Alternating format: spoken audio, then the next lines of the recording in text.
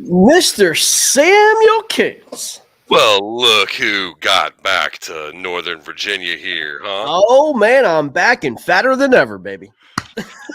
I mean, it's a joke right It- now. so how was Florida, man? Did you have a good time? Did you get some good fishing in? I did and I didn't, man. It was good, but it wasn't great, man. I'll be honest with you, dude. It was, it was cold. It was windy. It wasn't the best of circumstances, dude. It's pretty much like it was here the whole time. Yeah, I mean, I enjoyed it. Don't get me wrong. I enjoyed myself, Well, man. look, if you're spending a day fishing, it is pretty much better than anything else you can spend any days doing. That's right, exactly. But other than that, man, I as I said, I had a good time. Glad to be back home, dude. I was gone for 2 months. That's hard to do, man. When you're out there for 2 months, dude. But dude, let me just say this: I gained more weight than I caught pounds for fish in the tournament. I know when I go camping, it's like, we're stocking the camper up with candy bars and Slim Jims and snack cakes and bologna I and it just, I mean, if and a week long camping trip is somewhere in the neighborhood of 5 to 6 cases of beer for us. So So, everybody's saying like COVID 15. Well, I have the COVID 15 plus 4 to 15. So I got to get myself back in shape, bro. This is terrible. oh, Yeah, it's terrible, man. So anyway, just get myself back in, get myself back in order, bro. Got to. yeah, yeah. So when you come back here up here and none of your clothes you left at home fit. Pretty much, yeah. So that's why I'm wearing, bulky sweatshirts, stuff like that. So anyway, gonna be. I got the KFL season coming up, man. It'll be hot in the winter, summertime, and I don't want to, have all these LBs, man. I want to be my athletic performance. you know, but Yeah, working outside. As it gets hot, you just want to eat less. yeah, So I'll lose 5-10 pounds over the summer, and then in the wintertime, I'm sitting around doing nothing else when there's nothing else to do except to eat. Then I put that 5-10 back on. your boy might be coming out of retirement for the old golf. He might be playing a little golf on the tour this year, man. Got a chance to hit the range and really, man, striking the ball very, very well, man. I saw a video of you there. You looked like you were living it up out there on the range.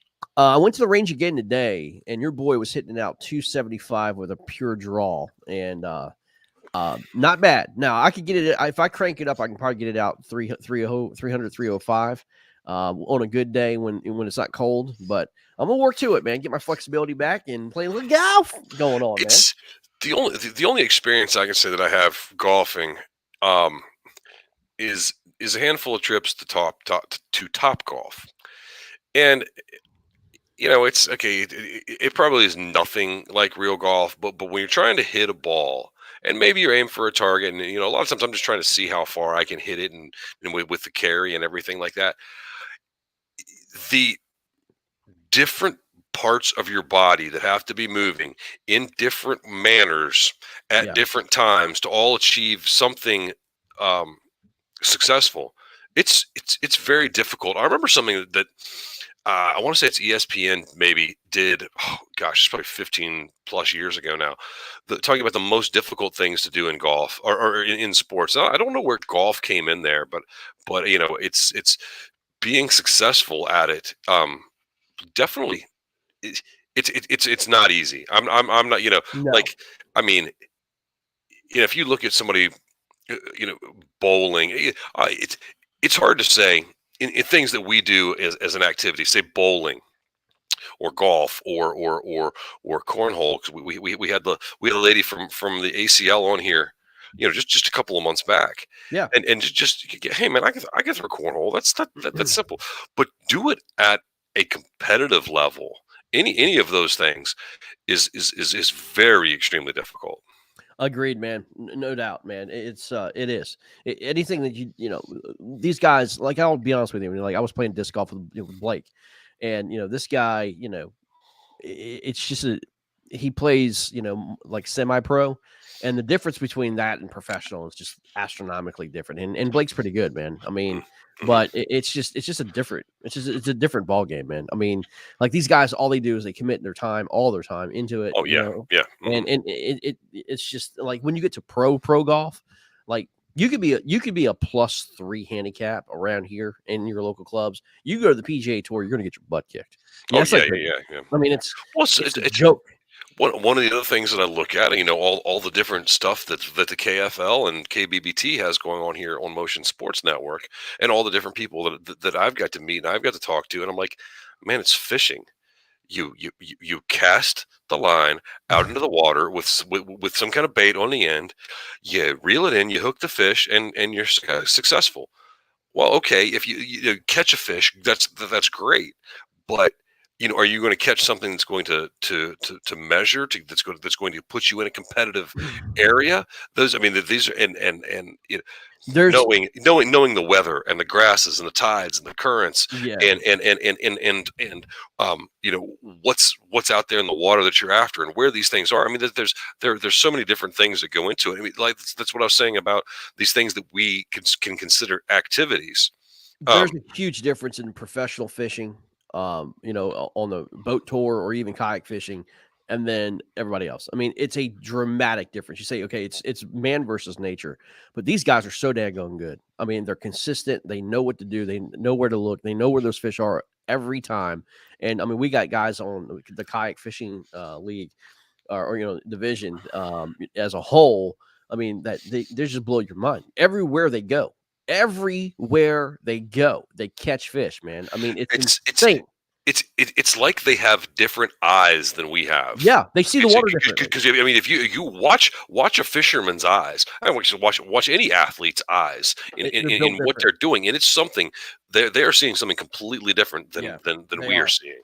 Well, let's talk about sports, man. Man, the Masters was this weekend. The Masters, baby. I love the Masters. And Tiger Woods made his comeback. Yeah, I can't just believe, to be honest with you, Sam. I mean, I know, Scotty Scheffler wound up winning. He's the number one player in the world. Won by, well, he should have won by 4 strokes. He won by 2 strokes, or 3 strokes. But the guy, Scheffler, was flawless. I mean, it was amazing. Here's a fun fact, dude. The over under for the Masters in terms of total strokes was 277.5.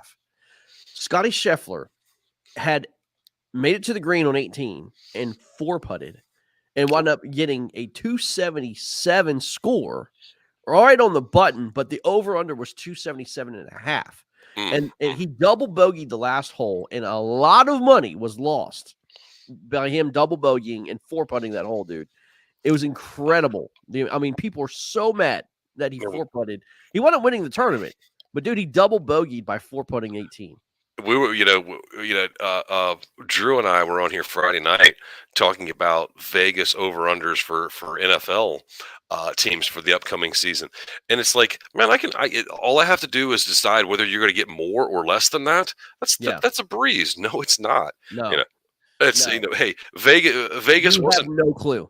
And Vegas wasn't built by people winning. there's conspiracy theories out there thinking that Scotty Scheffler, tanked it for Vegas, and I mean, it's all this other stuff. I mean, Twitter's just going nuts, but it's incredible, man. Like the books needed an under, and Scotty Scheffler wound up, pushing, and it's a joke. But anyway, but I'll tell you this, man. Second place was Rory McIlroy, man, 8 under par on the last day. I saw he came storming in there on that last day. So my question is, did he finally get rid of the Masters Augusta, country club, national country club demons that he had when he was a kid, and he choked it out on number 10, hooked it into the left, lost the tournament. He was up by like 5 strokes that day, and he wound up blowing it on the final 9 and lost the tournament. And Rory has not played Augusta well since until this weekend, man. And man, he put on a show on Sunday, dude. 8 under par. Chipped in out of the bunker for birdie on the 18, and Colin Morikawa right after him did the same thing out of the bunker. It's incredible. You were asking, like, is this Masters jinx? Is it past him? I'm going to say no, because Really? okay. I am not the world's biggest golf fan, but I'm a fan of huge events, and Masters is absolutely one of them. The Um, biggest. It's the Super Bowl of golf. it's the storiedness of that place. It's you can kind of go into it with it being in your head, and so he had a great round, he had a great weekend, he finished second. That means nothing when he comes back next year. Well, I um disagree. I disagree. Here's the reason why I say that. Golf is a game of momentum and remembrance and muscle memory. Okay, so I'll give you an example. Will Zalatoris last year finished second. Okay, Will Zalatoris had an okay season, this season, but something about these guys when they get on that ground, they just remember what they did in times past. This is a golf course that is the only golf tournament that they play the same course over and over and over again. Good memories, good vibes leads to good golf there. I think Rory takes that last round that he had 8 under par, man. That's 64. He shot on the last day at Augusta, which is huge. He takes that and he wins next year. Mark it down, put it in the book. hmm. I think Rory wins next year. I'm going to, well, if I get the field, of course I'm going to take the field. Yeah, Betting against you, but it's just it's it, Tiger Woods. When he was on his amazing tear, here back before his injuries, it seemed like he could do nothing wrong at right. Augusta for 3, 4, 5 years there. Yep. So that was a memory too. But he was also, head and shoulders above anybody else, when he was in his prime. Oh yeah. Um, so it wasn't necessarily a memory or a momentum thing out of him, but I mean, look at how many golfers and how long it took them to win Masters tournaments. How many golfers never won Masters tournaments just because? I mean, Roy can come in and play his best round, his best 4 rounds of his life next year, but there could be somebody else, the number 86 golfer in the world. He could come in and just and golf better than that. Well, let me say this. It's a very unique place because you're right. Anybody can win it at any time. But typically those who figure out and unlock the keys to that place do well. And what I mean, there is a secret to Augusta.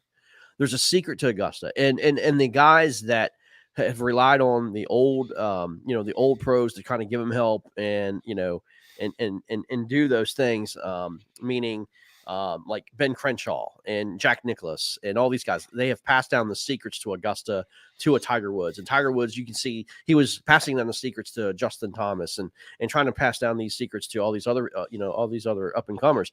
Jordan Spieth got to golf Augusta with Ben Crenshaw, right? And Ben Crenshaw took him as a young kid, and then I mean he's a 2-time Augusta champion, right? Jordan Spieth is. So I mean he knew the secrets of putting those greens, man. I've seen those greens live, man. It's something I've never seen before. It's incredible what what the undulation of those greens and where to put the ball. And if you miss on either side, it's extraordinarily penalizing. We saw Tiger come up short all weekend, dude. Mm-hmm. He was coming up short on all of his shots. He was penalized. He was like chipping up to the top of the ridge and it was coming all the way back. I mean, that's Augusta, and Tiger knows that, man. But Tiger Woods, man, I expected what happened. I didn't expect him even to make the cut. For him to come out and shoot 71 on day one, make the cut +1 on day two, and then obviously the wins. And let me tell you something: it's one of the hardest walking courses in America. It's so hilly and undulated.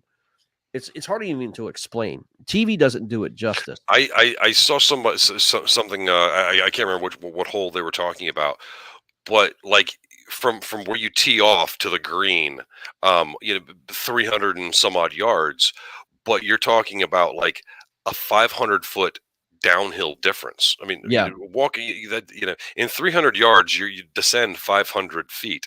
That's that's hey, I can walk downhill all day.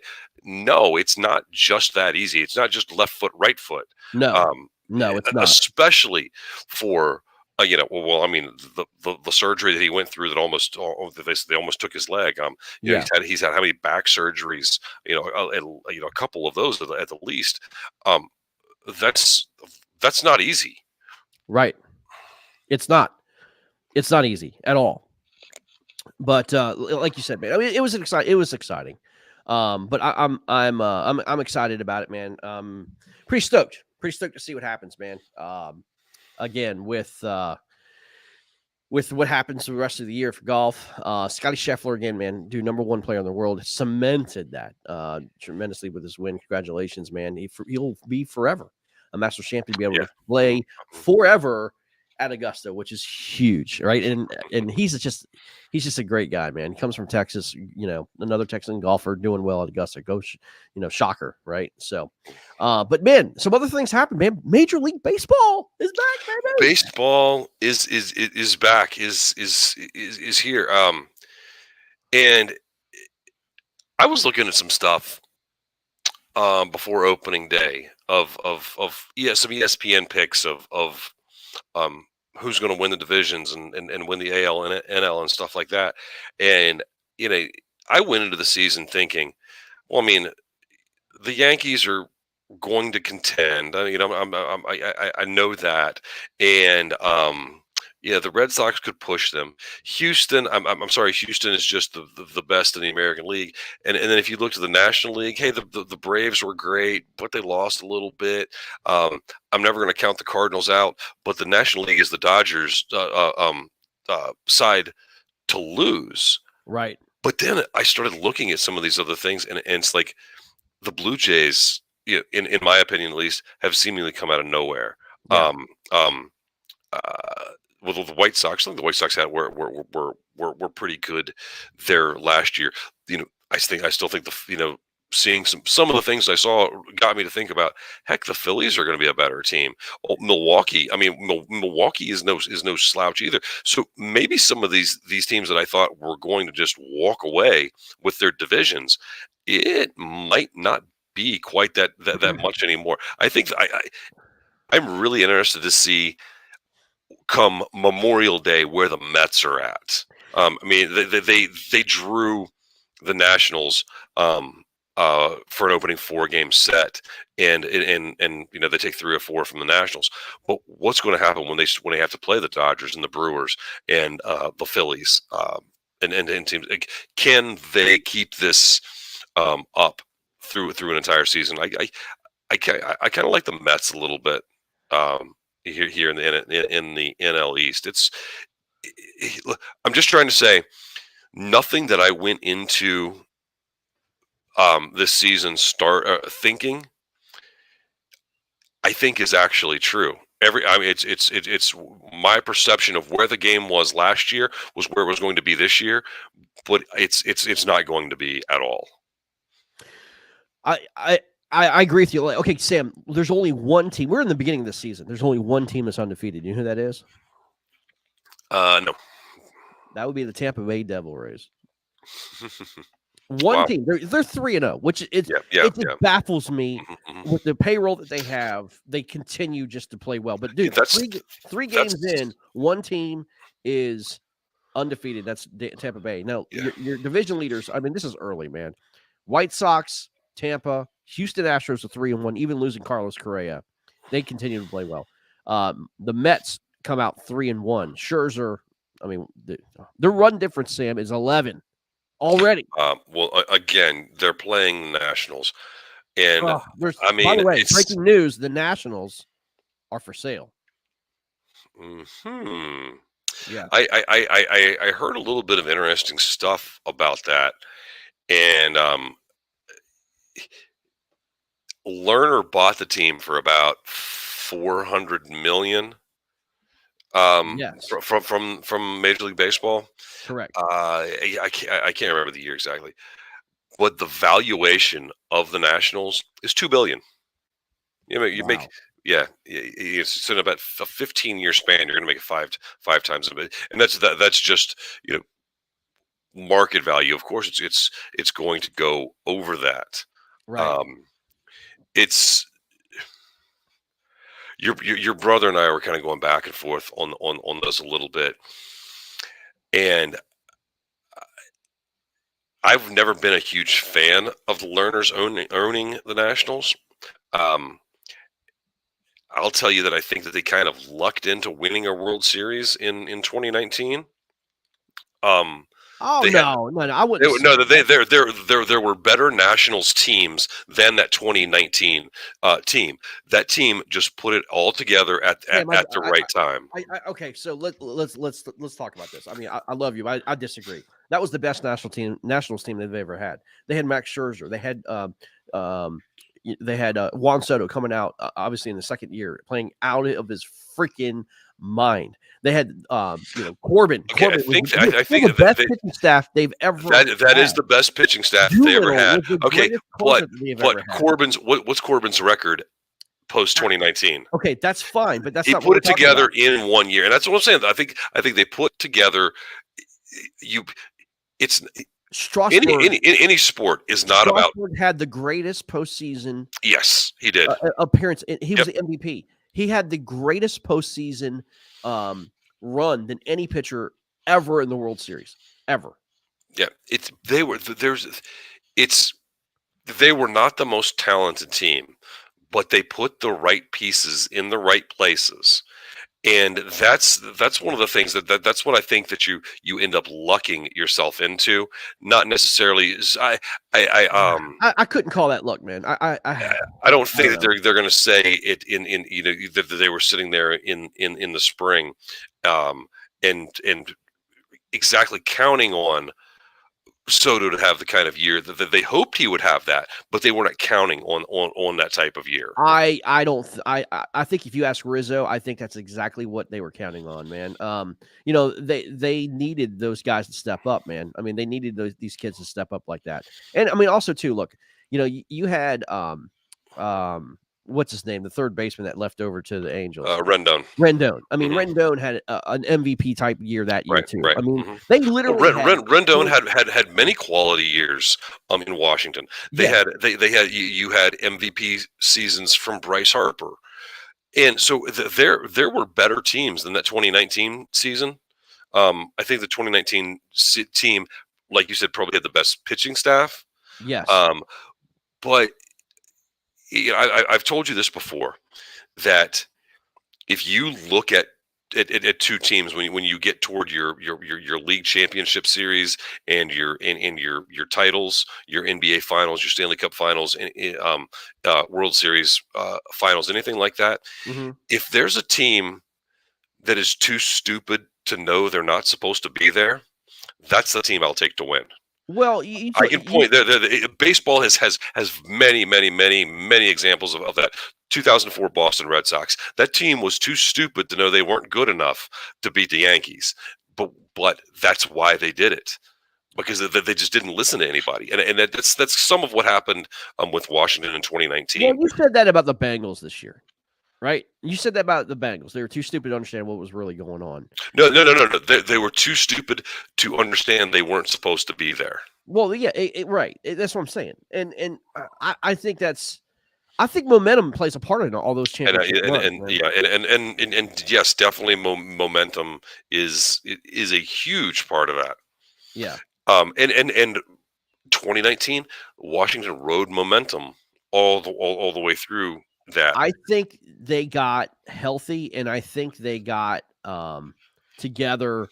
Again, the pitching staff I go back to, because that's exactly what shut down, let's say, the Houston Astros, man. I mean, you can't go into Houston. They went into Houston 3 straight times and won on the road. Four. I'm sorry, all four games. Right. Yeah, 4 games. And they swept the Cardinals in the divisional round, I think. Uh, I can't remember who the divisional round. And then, I in know the they beat the championship, Cardinals. They did. yeah, but I think they beat the Cardinals handily, and Yeah. they swept them. I'm pretty sure. I can't I think remember you're who they right. played in the championship series that year. Um, I just I don't think that was the best team that the Nationals ever fielded when you look at them on paper. But you never play a game on paper, and so if you put the right combination of people together at the right time, you're going to get a result like that. And so if that team was that good, how come they couldn't replicate it? How come they couldn't do that Well, before 2019? And how come they couldn't replicate, haven't been able to do anything with it after okay, 2019? so right, I mean, look, Rendon left the team right after that. Hmm. You know, he went to the Angels in 2020. And also, Strasburg never played in 2020. He had the injury in the first few games. Max Scherzer had like a Cy Young season, but he couldn't do it himself. We Hmm. lost Doolittle. Okay, Corbin, you Corbin fell back to earth. absolutely fell way The off. the Corbin, I think Corbin was fourth, hurt, man. yeah, the I mean, it's they didn't get the same out of the third and fourth and fifth starters that they did in 2019, and that's your back end of your starting rotation But is how what's going many? to But going to how? do I guess something my question for is, you. how many teams go back to back like that? It's usually it's like they buy it. You know, they buy it for that season. You know, and off they go. You know what I mean? Yeah, well, you've seen the Astros there a few years. The Red Sox back in the early 2000s did it. The Yankees, of course, they bought their teams in the late Yeah, 90s. but I'm talking about as of Astros, recently. the Yeah, the Astros have been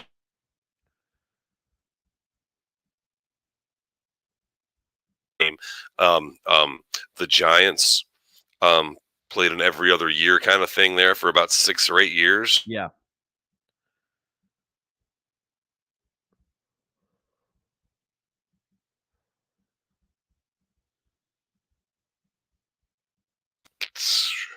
Oh, Yep, look at that.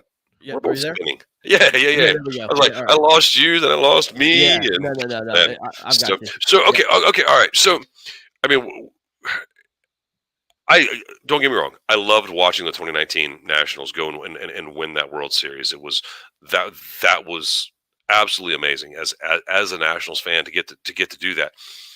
But like I said, I think that they had some better teams Hmm. before that, and that's that's what we do. We get to debate things about sports. But this is what I told Drew here earlier.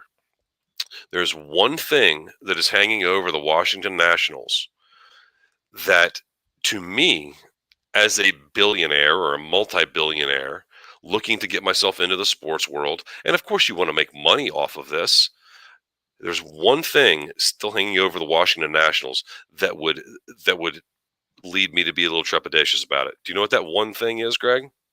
The learners uh the stupid Baltimore Orioles MS or MASN contract. Yes. Yeah. That Because every rule. it's money that should be a part of the Nationals that they don't recognize. And Major League Mhm. Baseball really did themselves terrible by allowing that contract to be a part of it. Like where all the revenue from Masson goes to Orioles and then, the Washington Nationals are supposed to be collecting that. Now here's the deal. The Nationals they're asking for $2 billion. Okay. And the Mhm. first thing I thought of when the Nationals are up for sale with the learners is like, okay, that's great, but we're going to get the income from. Like, how are you going to make that $2 billion up if you don't have a national or a local TV revenue generator? Then I mean, that's a high price for not being able and to be stuck in Yeah, litigation for this right. contract. I think that suit. Well, everything that I've ever read about it is the learners have won every step of the way, but it's not Angelos and the Orioles that are fighting Lerner and the Nationals. It's Major League Baseball that's doing this, and it's what the learners really wanted is the learners. There was a time that they said, "We don't care how much money you owe us. Let us go out and negotiate our own TV deal."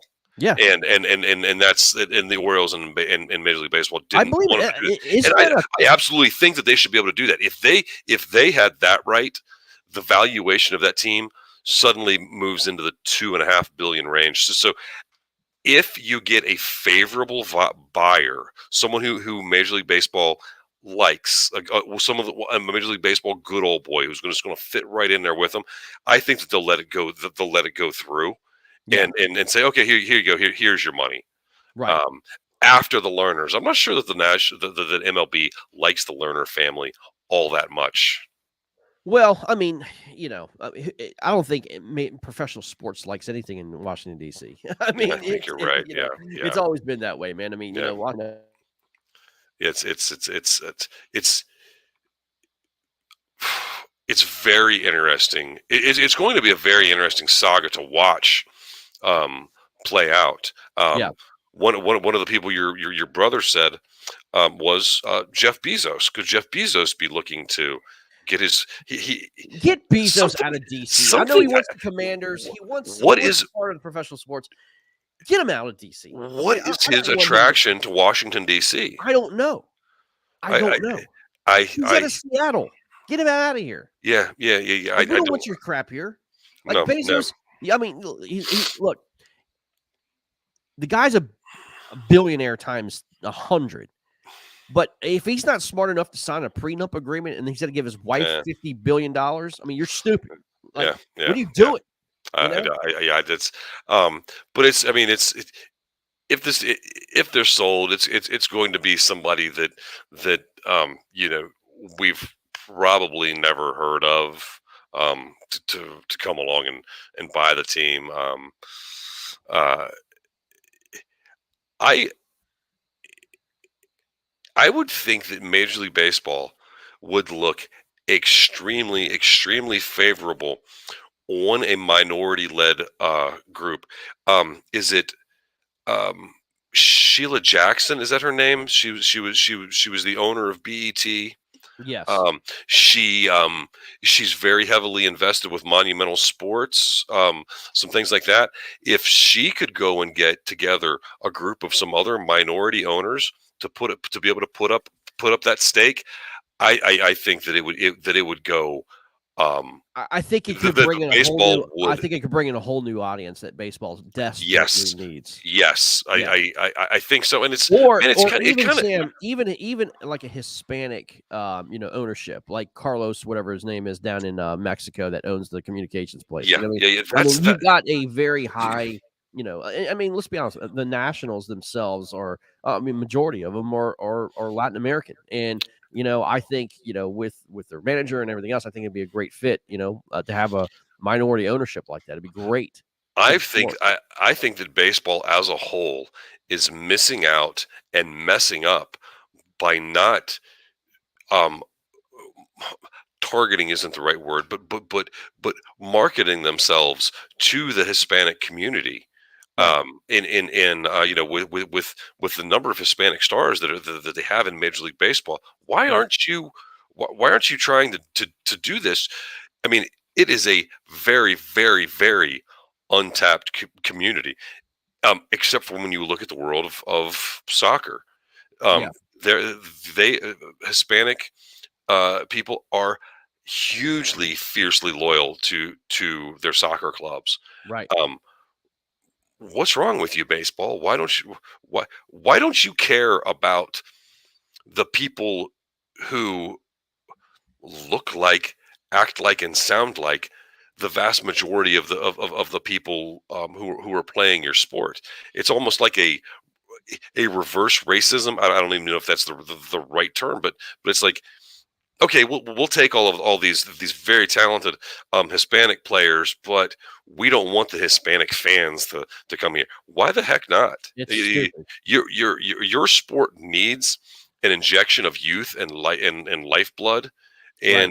and why not? Why are you not marketing to a fan base that you're trying to um, tap that mine that culture for their players? Right. It's just a long another thing in the long line of the Major League Baseball is not doing right. Yeah. Has messed up immensely since the 90s. Yeah, I agree with you, man. I agree with you. And as I said, well, I want to go over some other things, man. Before we get out of here, man. Some sad news out of the NFL. Dwayne Haskins, man, wound up getting hit by a dump truck, man, in Florida, Wow. 595 in Fort Wow. Lauderdale, which is an incredibly busy highway. I don't know what he was doing, running, jogging, something like that. Yeah, But I don't know if I thought I heard his car broke down or something, but gosh, what was it? devastating news. How Obviously how old was the guy? 20, 24. 20 man. Man, You I mean, know, I mean, that's you know, our thoughts and prayers with the Haskin family. Obviously, a great athlete with Ohio State.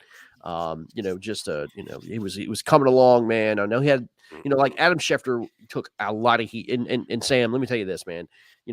Rightfully so. Adam Schefter wrote an initial tweet. Dwayne Haskins, who struggled in the NFL with the Redskins and the Steelers, died in an accident getting hit by a vehicle. Why would you even put that in the tweet? Why would you put that yeah, in a tweet? It's like, I Cardell Jones said it best. A father, husband, he just got married. yeah, yeah, mhm. An athlete. I mean, the guy just passed away, for goodness sakes. Why are you trashing him like that on your tweet, man? That's horrible. Yeah, okay, so he didn't have the greatest of careers with Washington. He didn't overly perform in Pittsburgh. I mean, that's there's some other things that go on there. I mean, but why are you basically saying here's the guy's legacy? This guy who wasn't that good of a quarterback with Washington or with Pittsburgh got hit by a truck. Yeah. I mean, that's basically what he's saying there. I mean, a son, a brother, a father, a grandson. It's a life lost, and to be reduced to something so terrible as what Schefter did, and it's I've heard this before.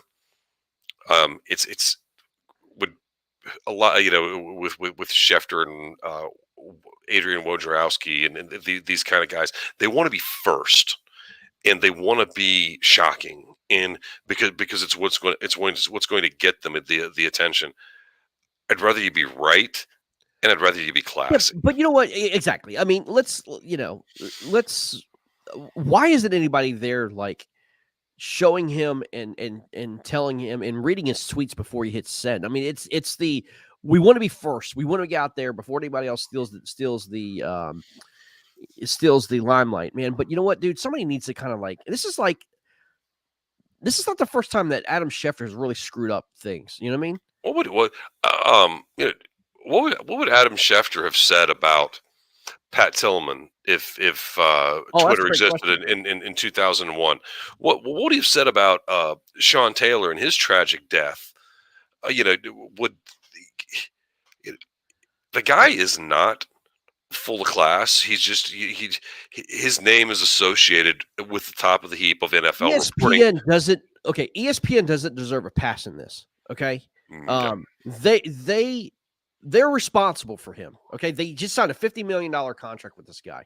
They need to be held responsible. If I was the family, I mean, I would be livid at ESPN. Absolutely. And now, I mean, I'll have to tell you, when I first saw the story, and I had to think about it for a second. I'm like, Dwayne Haskins. Dwayne Haskins wasn't is that the guy who played quarterback for Washington just a few years Yeah. back? Yeah. And I was like, no, there's no way, because I mean he was just like, it was just 3 or 4 years ago he was here in Washington playing quarterback, and no, it is. I was like, oh my gosh, I mean just think this young life lost, and okay, was his career amazing? No, to this point. Could he have resuscitated his career? Could he have I mean, Joe Flacco won a Super Bowl, for God's sake. Who's to say that Dwayne Haskins couldn't have in the right circumstances that just didn't find him? And you feel bad for people like that they didn't get the best of shots, and then to tragically lose your life Yeah. somewhere like this. It's That's absolutely the worst part of it. it's super sad. I mean, look, I mean, regardless of, what his, past status was and, all that stuff. Look, I mean, he understanding in Pittsburgh, he was really doing well. I mean, Mike Tomlin had some wonderful things to Mhm. say about him. And, obviously, Mitch Trubisky wound up signing, a contract there. He's going to back up Mitch Trubisky. But at the end of the day, man, look, I mean, his life is more than just being an athlete or, his Mhm, struggles or mhm. whatever. I mean, Yeah. again, he just got married. He's a father. I mean, there's a lot of different things that, come to attribute to these athletes. We kind of put these guys into like robotic Mhm, categories. mhm. Yeah. And it's sad, man. I mean, look, a good light. And I mean, he got hit by a freaking dump truck in Miami. I mean, or in and Fort Lauderdale. if you just want to look at his athletic career and you say, well, he wasn't all that good of an NFL quarterback. No, but look what he did in college at Ohio Oh, State. he's amazing. I mean, he was. You know, if you just want to reduce him to an athlete, but you leave out his many successes at Ohio State, Absolutely. then again, uh, you're being shocking for the sake of being shocking. Yeah, again, I think it's just a matter of trying to be the first to the story and not being professional. The professionalism of journalism has gone far away, as It's we yeah, know. I mean, yeah, yeah, yeah, there is yeah. none, right? It's No, disgusting. But again, that's just Twitter is not journalism. no, it's not. You're not going to write it. You're not going to write a story in what is it, 240 characters. I mean, Yeah, I said when I sit down and something I'm writing, you know, an article, a story, a column, it's taking me the vast majority of the day to get all this out because I want to get all my thoughts organized in a right way. I don't like going to Twitter and using Twitter and just trying to do this because you've got to be snappy and draw somebody in and something like right, that. But you're not you're taking away from the talent and that it takes to write something um, beautiful. I mean, we don't when we were younger, back when we were in high school, if you picked up the Washington Post and you opened it to the sport because we always went straight to the sports section. If you saw Shirley Povich column in there, you just knew it was a great day correct, because it was some of the best writing that was done at that time.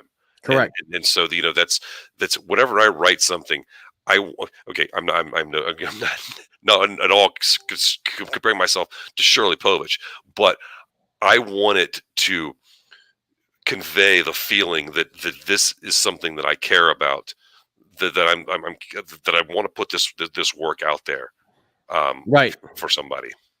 right. Yeah, no, I agree with you, man. Yeah, it's gonna be fun, man. It's gonna be fun and exciting. Let's see what happens. But here's the deal, man. With the Dwayne Haskins situation, here's a thought for you. Does the Steelers go after Baker Mayfield? Um, I'm going to say no because Baker's kind of a little bit of a head case. Yeah, I don't know what insanity is going on in Cleveland right now. They're in the same division. Are you going to give up a lot for because that Cleveland wants a lot? Are you going to give up a lot for a backup? I just, I think that Pittsburgh, should be looking to this draft. If you're not sold on one of the top three quarterbacks, right. go find you a quarterback in the sixth round. I mean, there was this guy, he played quarterback for a little while, and I think he was drafted sixth round. Went to Michigan, drafted. Oh, Tom Brady. Yeah, I mean, yeah, but I mean, how many Tom Brady's are out there, though, man? You know what I Okay, mean? how many? Okay, this is something I've been wanting to do some look into, and it just shouldn't be that hard. You're starting. Where were all of your starting quarterbacks drafted? How many of them were drafted top 5, top 10, first round, even? Now, That are starting in the league now. I think the number is higher today than it was 10 years ago, but I still don't think it's. I don't think that it's pretty much 20. everybody. I mean, pretty much everybody now. Uh, yeah, yeah. I, I guess it is, but I mean, you're killing the yourself old. Let me say this: because you the you have older, to the make the older splash veterans. with that quarterback. Okay, so the older veterans like Tom Brady. Hmm. Russell Wilson was selected in the third round. You've got, Aaron Rodgers was late first round. Hmm. Um, Roethlisberger was a late first rounder, if not a second he was rounder, he was a first too. round pick. Yeah, he Yeah, was. yeah. Yeah, but most of these quarterbacks today, Sam, or the younger crowd was all first round draft picks. I can't Yes. think of So anybody. so so so look at your success you've had with Kyler Murray, with Baker Mayfield, with Tua Tagovailoa. It's still a little early on him to tell. Um, um, the Giants quarterback Daniel Jones. Jones. Yeah. It's you're reaching and you're trying to make a star out of this person before they've had a chance. And you just, Greg, I see the mute has popped up on here. You on here, buddy. You want to look try that mic cord again. Um, the reaching to try and make somebody a star before they have time. I think that there's a lot of weighty expectations on someone who's 22, 23 years old and maybe isn't ready to handle that yet. Right. Why? What you? Everybody has just absolutely given up on the idea of, we're going to have to rebuild and we're going to build us a quarterback. We're going to develop a quarterback. Yeah. Um, John Elway was a pretty darn good quarterback, but he was not that great of a quarterback very early on. Not, I mean, he won a few divisions, he won a few games, but he was not the most successful. He wasn't what John Elway turned into. He had to grow and become John Elway. Well, I mean, as you Peyton Manning is another one of those examples. Even though Peyton was drafted high, so was John Elway. But you have to, you've got to have the time to develop. I think that like with Kyler Murray, they expected him to be leading Arizona right from the jump, but he needed a little more work and a little more seasoning to take these guys straight out of college and say you're going to be the best. You're going to be an amazing NFL quarterback. Not going to happen all the time. Yeah, man. I just think nowadays, man. I mean, these quarterbacks coming out, they're out of college, are so NFL ready. Most of them, you can't. I don't think this is the age right now. You're going to find these diamonds in the rough where you're going to have late round draft picks that are going to become these star quarterbacks. I just don't think so. Especially the training and everything else that comes into play, man. I just think that your top quarterbacks are going to come out in the first round. There's no doubt. That's why these teams are moving up draft capital to pick these high, a high flyer on some of these kids coming out of college, man. I look at this year's quarterback draft. In fact, the draft's here in a couple of weeks, but I look at this year's draft, man. I don't see a lot of good quarterbacks I would even move a second for. You know what I mean?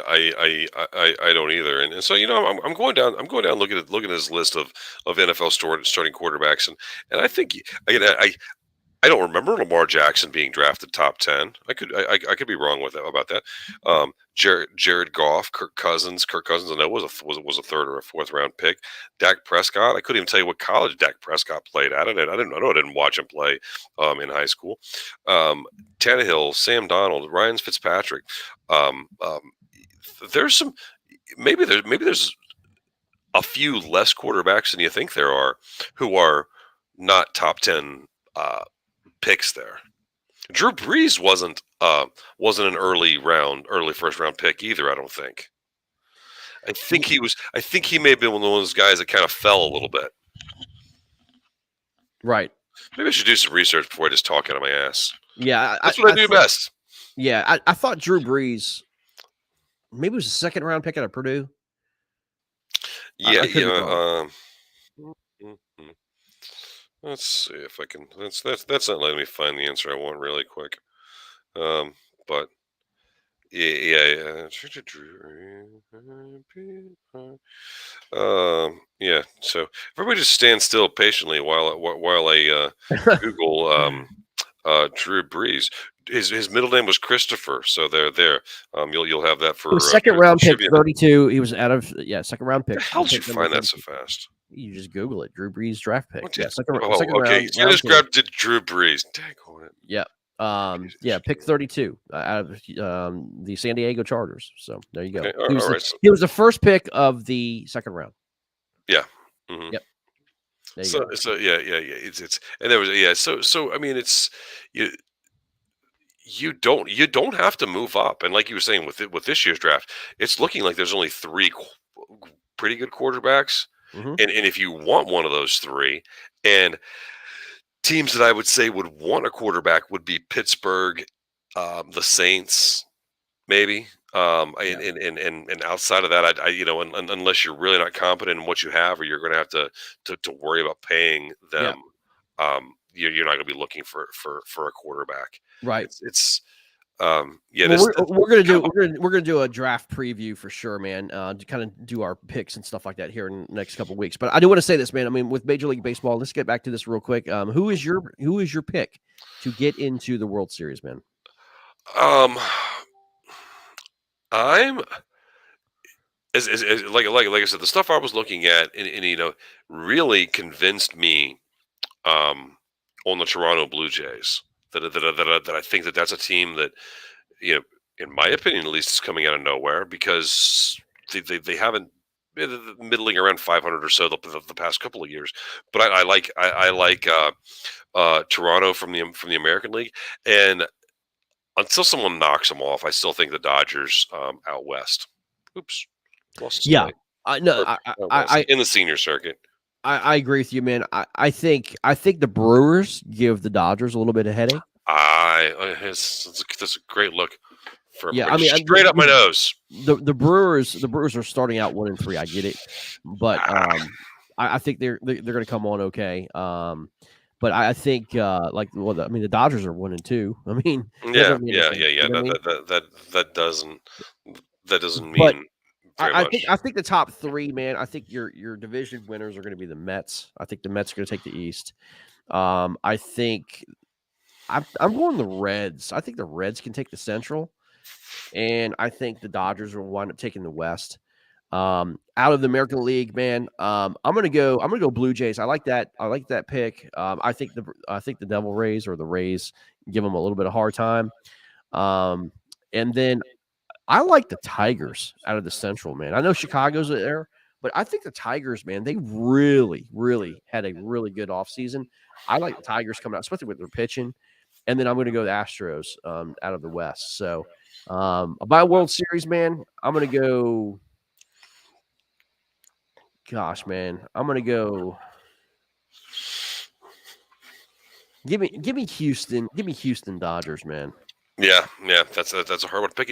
And there's I mean, if you look at every baseball division, I don't think there's necessarily a runaway team anywhere. Ex- no, I mean, I think the Mets and the Phillies are going to be battling it out to the end in the East. The Brewers, the Cardinals, the Reds are all some pretty good teams in the Central.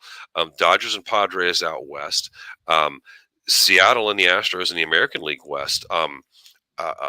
Chicago, Detroit in the Central, and I'm never really going to count the Yankees and Red Sox out of a baseball season until 4th of July when somebody's sitting under 500, and then I'll start counting one of those teams out. But still, you've got a very good Tampa Bay team and a very good Toronto team. I don't think you're going to see many of these divisions be won by 8 or 10 games this year. I think you're going to be looking at divisions won by 3 and 4 games as a change for a change. Right, right. Yeah, I agree, dude. I agree wholeheartedly, man. I think that's what baseball needs is they need that competitiveness, and that's what I think that the owners were looking for with the lockout was competitiveness, and the players were looking for more pay. I mean, the two, I think they work together just well enough to merge those two pretty good. Right, right. Well, dude, good stuff, man. Good stuff. That's been a, It is that's about that time. that's been a fun Hey, week. by And the I'm way, not. I want to say Yeah, this. Thank you guys for all the views on YouTube, man. We went over 25,000 views last month on YouTube, or over 500 subscribers. We started at 0. Okay, and and we're not even. This hasn't even been a thing for a year yet. no, I mean, we're And only a couple and so months in. so is 500 something amazing? No, it's not. But that's word of mouth. That's our friends and our family. Yeah, And so once, but you're not going to see me make an Adam Schefter tweet to try and get the clicks and or the hate clicks and the things like that. No, right. we're going to do our work, and this is the kind of stuff that we love that we're doing. And hold on to your fishing gear when fishing season comes around with KFL and KBBT stuff. If you love the outdoors, if you love sports, this is where to be at. Yeah. Yeah. I agree. So I promise, when Drew and I were on here Friday night, I had said I am going to come on here on Monday, and I'm absolutely going to eviscerate the sport of golf. But I kind of decided I was going to change my mind. If you ever want to know it, if you ever want to hear it, Greg, then we'll do a special, and I'll give you my thoughts to just totally wreck the sport of golf. But as I thought about it, and as I said here earlier, man, it takes some talent to do the stuff that golfers do, even if it's your weekend warriors, right down to your number one golfer in the world. Yeah. It all takes something great to do. Something that I have nowhere near any kind of talent like that. I mean, maybe if we were playing some miniature golf, I could put some hurting on you, but I'm not. It's not my sport. But there's way more people out there that like it than don't like it. So maybe one day it'll all come out. Catch me in a bar somewhere. I'll let you know my true feelings on golf. But yeah, exactly. Well, let's do it, man. Let's do it. Yeah. All right, guys. All right, buddy. We'll see, Greg, man. It was a blast. Yeah, Glad you're back, man. Glad you and the family made it Yeah. back up north safe. Yeah, man. Take care. See you next week.